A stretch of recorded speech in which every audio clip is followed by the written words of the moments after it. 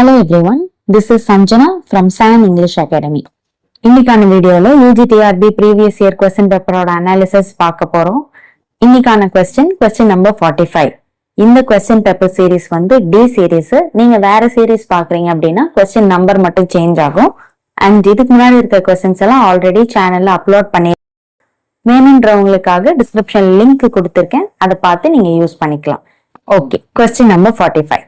Besides, this Duncan hath borne his faculties so meek, hath been so clear in his great office, that his virtues will plead like angels, trumpet tongue against the deep damnation of his taking off. What is the figure of speech employed by Shakespeare in the above lines?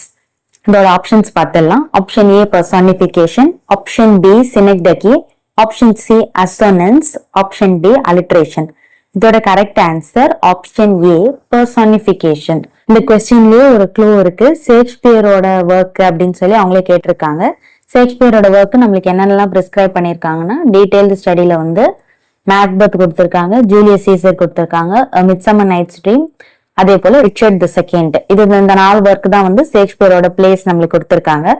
அதுல நீங்க அந்த கோட்லயே பார்க்கும்போது Dungan அப்படின்னும் போது உங்களுக்கு நல்லாவே தெரியும் மேக்பெத்ல இருந்து தான் இந்த கொஸ்டின் வந்து கேட்டிருக்காங்க அப்படின்னு சொல்லி. அதுலதான் வந்து டங்கன் கிங் ஆஃப் ஸ்காட்லாண்ட் அப்படின்னு நம்ம பாக்குறோம். இப்போ இதுல வந்து இந்த கோட்டை கொடுத்துட்டு இந்த மேல இருக்க கோட் வந்து எந்த ஃபிகர் ஆஃப் ஸ்பீச்ல வருது அப்படின்னு சொல்லி கேட்டிருக்காங்க. இந்த கோட்டு எந்த இடத்துல வருது அப்படின்றத நம்ம தெரிஞ்சுக்கணும். இந்த கோட்டு பாத்தீங்கன்னா ஆக்ட் 1 சீன் 7ல வருது. இது வந்து ஒரு ஃபேமஸான சாலிலோக்கி அப்படின்னு சொல்றோம். சாலிலோக்கி அப்படின்னா ஒரு கேரக்டர் வந்து ஸ்டேஜ்ல ஏறி பேசும்பொழுது அவங்களுக்குள்ள இருக்கிற அந்த மனக்குழப்பத்தை வெளியே வந்து அவங்களுக்கு மனசுல என்னென்னலாம் தோணுதோ அது எல்லாத்தையுமே சொல்லுவாங்க. அது வந்து ஒரு கஷ்டத்தை குறிக்கிறதா தான் இருக்கும் மேக்சிமம். சாலிலோக்கி அப்படின்னு சொல்லும் பொழுது தனி பேச்சு, தனியா வந்து ஸ்டேஜ்ல ஏறி பேசுவாங்க கேரக்டர்ஸ். இது வந்து ஒரு ஃபேமஸான டிவைஸ், இந்த மாதிரி டிராமால யூஸ் பண்றதுக்காக தனக்கு தானே பேசிப்பாங்க. அதுதான் வந்து சாலிலோக்கியோ. இந்த சாலிலோக்கியவை யார் பேசுறாங்க அப்படின்னா மேக்பெத் தான் வந்து பேசுவார். நம்ம எல்லாருக்குமே தெரியும் மேக்பெத்தோட பிளேயோட ஹீரோ மேக்பெத் தான் வந்து இந்த சாலிலோக்கியவை பேசுவாரு. ஏன் அப்படின்னா கிங் டங்கனை வந்து மர்டர் பண்றதுக்கு முன்னாடி மேக்பெத்தோட சாலிலோக்கியவா இருக்கும். என்னன்னா இவ்வளவு நல்லவரா இருக்காரே டங்கன், அவரை போய் நம்ம கொல்றோமே அப்படின்னு சொல்லி தனக்கு தானே பேசிப்பாருக்குள்ள ஒரு கில்ட் அப்பவே ஸ்டார்ட் ஆயிடும். இதுதான் அந்த சீன்ல நடக்கக்கூடியது. அப்போ இத வந்து ஏன் நம்ம பர்சானிபிகேஷன் ஃபிகர் ஆஃப் ஸ்பீச்ல ஏன் வருது அப்படின்னா டங்கனோட வர்ச்சுஸ வந்து இந்த கோர்ட்ல தெரிய வருது. அதாவது அவருக்கு வந்து கிரேட் ஆபீஸ் இருக்கு, நேர்மையா வேலை செய்யறவர், அதே போல அவரோட வர்ச்சுஸ் இந்த இடத்துல கொடுத்திருக்காங்க பாருங்க. That is வர்ச்சுஸ் will pleat like Angeles. அவரோட வர்ச்சு வந்து ஒரு அப்டிராக்ட் குவாலிட்டி. நம்ம கிட்ட இருக்கிற நல்ல விஷயம் வந்து ஒரு அப்டிராக்ட் குவாலிட்டி. அதை ஃபீல் தான் பண்ண முடியும், பார்க்க முடியாது. அந்த அப்டிராக்ட் குவாலிட்டியான வர்ச்சு, அந்த வர்ச்சு வந்து மேக்பெத் கண்ணு முன்னாடி கெஞ்சரா மாதிரி இருக்கான். ப்ளீடிங் அப்படின்னு சொல்லும் போது மன்றாடுதல். அந்த வர்ச்சுஸ் வந்து ஏஞ்சலா மாதிரி மன்றாடுதான். இப்படியாப்பட்ட நல்லவரை வந்து நீங்க கொல்லக்கூடாது அப்படின்றது போல கெஞ்சறது போல மேக்பெத்துக்கு வந்து தோணுது. சோ இந்த இடத்துல அந்த வர்ச்சுஸ் அப்டிராக்ட் குவாலிட்டியா இருக்க வர்ச்சுஸ் வந்து ஹியூமன் குவாலிட்டியோட, அதாவது ப்ளீடிங்னா கெஞ்சறது வந்து மன்றாடுறது கெஞ்சறதெல்லாம் வந்து மனுஷங்களால மட்டும்தானே செய்ய முடியும்.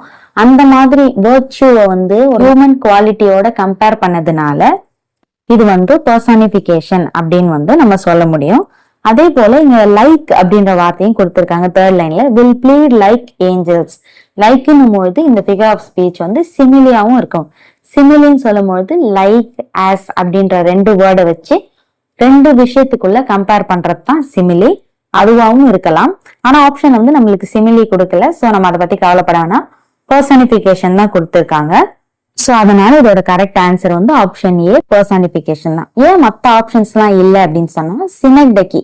சினெக்டகி அப்படின்னா என்னன்னா ஒரு பொருளோட சின்ன பகுதியை வச்சு ஒரு முழு விஷயத்தையும் சொல்றது, இல்லைன்னா ஒரு பொருளோட முழு விஷயத்தை வச்சு ஒரு சின்ன மீனிங்கை கன்வே பண்றது. இது இன்னும் எக்ஸாம்பிள்ல ஈஸியா புரியும். இததான் தமிழ்ல வந்து ஒரு மொழி பொது பெயர், இல்லைன்னா சினை ஆகு பெயர். ஆகு பெயர்களோட வெரைட்டிஸ்ல இதுவும் ஒண்ணு, சினை ஆகு பெயர் அப்படின்னு சொல்லி வரும். இப்ப சும்மா சொல்றாங்கன்னா இந்த வேலைக்கு 100 தலைகள் தேவைப்படும் அப்படின்னு சொன்னா 100 தலைகள், தலைகள் சொல்றது 100 பேரு. தலைகள் சொல்லி ஆளுங்க தேவைப்படுறாங்க அப்படின்னு சொல்லும் பொழுது இந்த இடத்துல சினெக்டகி பயன்படுது. அதே போல இப்போ இந்தியா வேர்ல்ட் கப் வின் பண்ணிட்டாங்க அப்படின்னு சொன்னா ஓவரால் இந்தியா கண்ட்ரியே வின் பண்ணிடல. அந்த இந்தியன் டீம்ல இருக்க ஒரு 11 கிரிக்கெட் பிளேயர் வந்து வின் பண்ணிருக்காங்க. சோ அது வந்து சினெக்டகி. அந்த மாதிரி வர்றது எல்லாமே சினெக்டகி தான். சோ அந்த மாதிரி விஷயம் வந்து இந்த அபவ் கோட்ல இல்ல. சோ அதனால நம்ம சினெக்டகிய வந்து ஆன்சர் எடுத்த முடியாது. ஆப்ஷன் சி அசோனன்ஸ் வந்து ரிப்பீட்டடான வவல் சவுண்ட்ஸ் இருக்கணும். சோ அதுவும் இங்க நம்மளால பார்க்க முடியாது. அதே போல அலிட்ரேஷன் வந்து நீங்க லைன்ஸ்ல பார்க்கும்பொழுது பார்க்கலாம். இந்த 4th லைன்லயே இருக்கு the deep damnation of his taking off அப்படின்னு சொல்லின்னு இருக்கு.